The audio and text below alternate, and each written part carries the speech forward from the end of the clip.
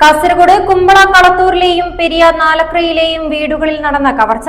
കുപ്രസിദ്ധ കവർച്ചക്കാരൻ ഷട്ടർ ജലീലും ആലമ്പാടി സ്വദേശിയായ കൂട്ടാളിയും അറസ്റ്റിൽ. You have reached the complete wedding mall in Kerala. രാജകുമാരിയുടെ വിവാഹ വസ്ത്രം അതിഗംഭീരമാക്കാൻ പോകുന്നു.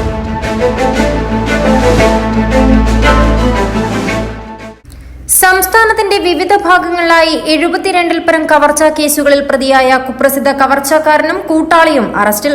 പാലക്കാട് ചിറ്റൂർ അയിരൂർ കൊളക്കപ്പറമ്പിൽ ജലീൽ എന്ന ഷട്ടർ ജലീൽ, കാസർഗോഡ് ആലമ്പാടിയിലെ അബ്ദുൽ ലത്തീഫ് എന്നിവരെയാണ് ബേക്കൽ ഡിവൈഎസ്പി MP ആസാദിന്റെ നേതൃത്വത്തിൽ നടത്തിയ തന്ത്രപരമായ അന്വേഷണത്തിൽ പിടികൂടിയത്.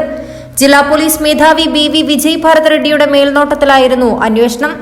ഫെബ്രുവരി 14 രാത്രി കുമ്പള പോലീസ് സ്റ്റേഷൻ പരിധിയിലെ കളത്തൂർ പഞ്ചിക്കലിലെ യൂസഫിന്റെ വീട്ടിൽ നിന്ന് 9 പവൻ സ്വർണവും 1 ലക്ഷം രൂപയും കവർന്ന കേസിൽ ഇരുവരും പ്രതികളാണെന്ന് പോലീസ് പറഞ്ഞു.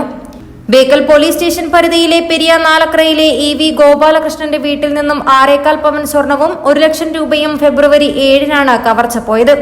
ഇവിടെയും വീടിന്റെ മുൻവശത്തെ വാതിൽ കുത്തി തുറന്നാണ് കവർച്ചക്കാർ അകത്ത് കടന്നത്. ഇരു വീടുകളിലെയും കവർച്ചകളിലെ സാദൃശ്യം അന്വേഷണ സംഘം ഗൌരവത്തോടെ വിലയിരുത്തിയിരുന്നു. അടുത്തിടെ ബേക്കൽ ഡിവൈഎസ്പിയായി ചാർജെടുത്ത MP ആസാദിന്റെ നേതൃത്വത്തിൽ Bekal SI P Akhil, T Akhil Sebastian, ASI Prasad Pullur, senior civil police ഓഫീസർമാരായ ഷൈജു, ഹാരിസ് ആരിക്കാടി, സുനിൽകുമാർ എന്നിവരാണ് കവർച്ചക്കാരെ വലയിലാക്കിയത്. സംസ്ഥാനത്തിന്റെ വിവിധ ഭാഗങ്ങളിലായി 72-ൽ പരം കവർച്ചാ കേസുകളിൽ പ്രതിയായ ജലീൽ കാസർഗോട്ടെ ഒരു വാടക കെട്ടിടത്തിൽ താമസിച്ചാണ് കവർച്ചകൾ ആസൂത്രണം ചെയ്തത്. കാസർഗോഡ് താമസിച്ച് കർണാടകയിലെ കോഴി ഫാമിൽ പകൽ നേരങ്ങളിൽ ജോലി ചെയ്തു വരികയായിരുന്നു ഇയാൾ. ഇതിനിടയിലാണ് കവർച്ച നടത്തേണ്ട വീടുകൾ നോക്കിവച്ചതെന്നും പോലീസ് പറഞ്ഞു. കവർച്ചാ വസ്തുക്കൾ വിൽക്കുന്നതിന് സഹായിച്ചതിനാണ് അബ്ദുൽ ലത്തീഫിനെ അറസ്റ്റ് ചെയ്തത്. ജയിലിൽ കഴിയുന്ന സമയത്ത് സഹതടവുകാരായ ആൾക്കാരുമായി ചങ്ങാത്തം സ്ഥാപിച്ച് അവരുടെ നാടുകളിലെത്തി കവർച്ച നടത്തുന്നതും ജലീലിന്റെ പ്രത്യേകതയാണെന്ന് പോലീസ് പറഞ്ഞു.